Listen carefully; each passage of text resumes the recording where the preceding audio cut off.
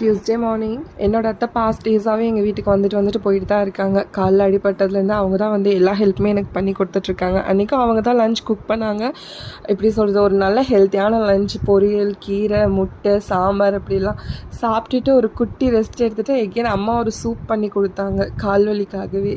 Past 3 to 4 months திரும்புகிற பக்கம்லாம் அடி மேலே அடி விழுந்துட்டுருக்கு. எதுக்கு எடுத்தாலும் சிக்னஸ்ஸு, எங்கேயாச்சும் போய் நானாக விழுந்துடுறது, அப்படி இல்லைனா சும்மா இருந்தால் கூட ஏதோ ஒன்று வந்து என் மேலே விழுந்துடுது. இப்படி ஏதோ அடி மேலே அடிபட்டுகிட்டே இருக்குது. எனக்கு ஸ்கின் ப்ராப்ளம் வரும்போதே நான் ஒரு சில பிளட் டெஸ்ட்டெல்லாம் எடுத்திருந்தேன். அப்போ வந்து ரிசல்ட்டில் இம்யூனிட்டியும் ரொம்ப கம்மியாக இருக்குது, ரத்தமும் கம்மியாக இருக்குது அப்படின்னு தான் சொல்லியிருந்தாங்க. இதுக்கு எல்லாமே காரணம் என்னோடய அன்ஹெல்த்தி லைஃப் ஸ்டைல் தான். இப்போ நான் ரொம்ப அன்ஹெல்த்தியாகவே மாறிட்டேன். அதனால அம்மா சொல்லிட்டாங்க, இனிமேல் நீ எல்லாமே ஹெல்த்தியாக தான் சாப்பிட்ணும் அப்படின்ட்டு. அவங்களும் ஊருக்கு போகிறக்குள்ளே அவங்களால முடிஞ்சதை ரெடி பண்ணி தரேன்னாங்க. அன்றைக்கி முருங்கைக்கீரை பவுடர் தான் ரெடி பண்ணி கொடுத்தாங்க. ஏன்னா அது இம்யூனிட்டியை வந்து ரொம்ப நல்லாவே பூஸ்ட் பண்ணும்.